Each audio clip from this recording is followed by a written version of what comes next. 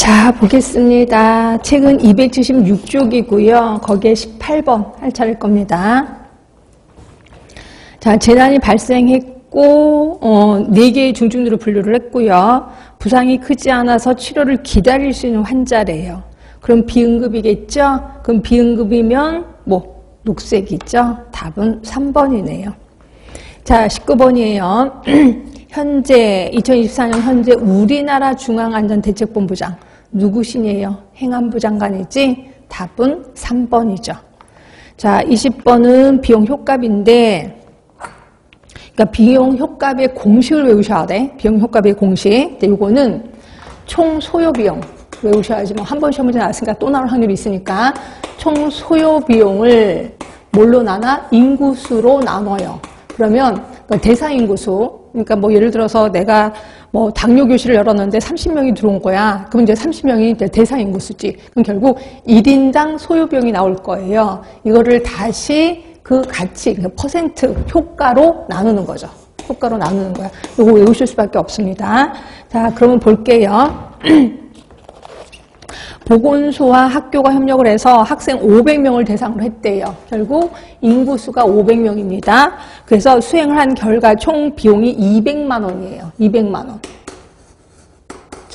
그리고 이 비만율이 10%가 감소됐대. 그럼 10%면 0.1 하면 큰일 납니다. 그냥 10으로 나누시면 되는 거예요. 그래서 그대로 계산을 해보시면 400이 나올 겁니다. 400. 그래서 요거는 좀 그냥 외우시면 돼. 비용 효과비. 자, 그런데 제가 유인물을 보시면 요게 이제 한 번 시험 문제 나왔기 때문에 요거와 연관된 것들이 내용이 많이 나올 거예요. 그래서 자, 우리 나눠진 유인물을 보면서 요거를 좀 제가 조금 공부를 좀 더 깊게 들어가는 겁니다. 근데 솔직히 비용 효과보다는 비용 편익 분석이 훨씬 더 중요하거든요. 근데 요게 아직까지 시험 문제가 안 나와서. 그래서 이건 이론할 때도 얘기했는데 다시 한번 머리를 좀 이렇게 되살리기 위해서.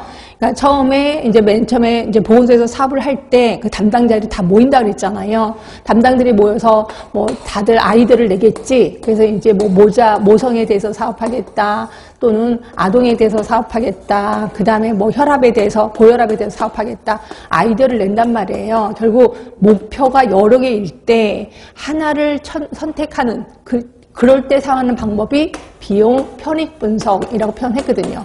자, 비용 편익 분석은 모든 걸 다 돈으로 환산하는 거예요. 그래서 결국 돈이 되는 장사를 고르는 거거든요. 이걸 우리는 뭐라고 하냐면 경제적 타당성이 있는 사업을 고른다라고 표현해요. 그럼 경제적 타당성이 있는 사업을 고르기 위해서 계산하는 방법이 있나요? 있어요.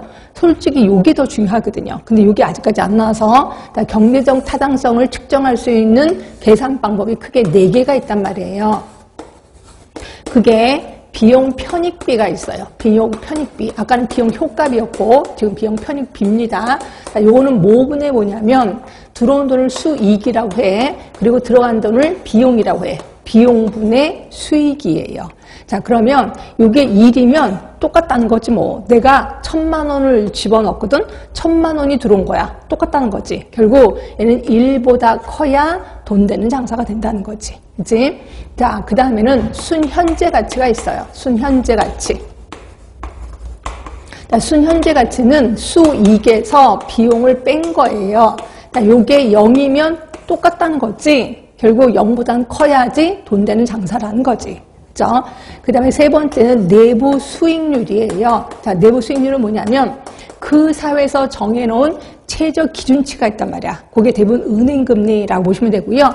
은행금리보다는 높아야 된다는 거지. 그쵸? 은행금리보다 낮으면 은행에다 갖다 맡기면 돈이 나오는데 뭐. 그죠? 그렇게 생각하시면 되는 거고. 그 다음에 자본 회수기간. 자본 회수기간이 짧을수록 좋다는 거죠. 짧을수록. 내가 돈을 투자했는데 그게 한 뭐 몇 개월이면 내가 다시 그 돈을 회수할 수가 있어. 돈 되는 장사입니다. 근데 내가 돈을 투자를 했는데 이게 한 10년 뒤에 내 주머니로 들어오는데 뭐하러 장사합니까? 그쵸? 하여튼 자본 회수 기간이 짧을수록 이게 돈 되는 장사다라고 보는 거죠. 그래서 이 중에서 중요한 건 요 2개거든요. 비용 편익비, 순현재 가치. 그래서 만약에 시험 문제가 난다면 요 부분이 시험 문제가 나올 확률이 많아요. 그래서 요 세 가지에 대해서 물론 네 가지를 다 검사하는 건 아니고요. 이 중에서 1번 또는 2번을 계산해서 돈 되는 장사가 고혈압이래. 그럼 요걸 하나 선택을 했단 말이에요. 자, 선택을 하고 나면 이걸 어떤 방식으로 사업을 운영하지? 여러 가지 수단이 있을 거란 말이에요. 그 수단이 예를 들어서 우리 이제 방문 쪽에 가서 방문팀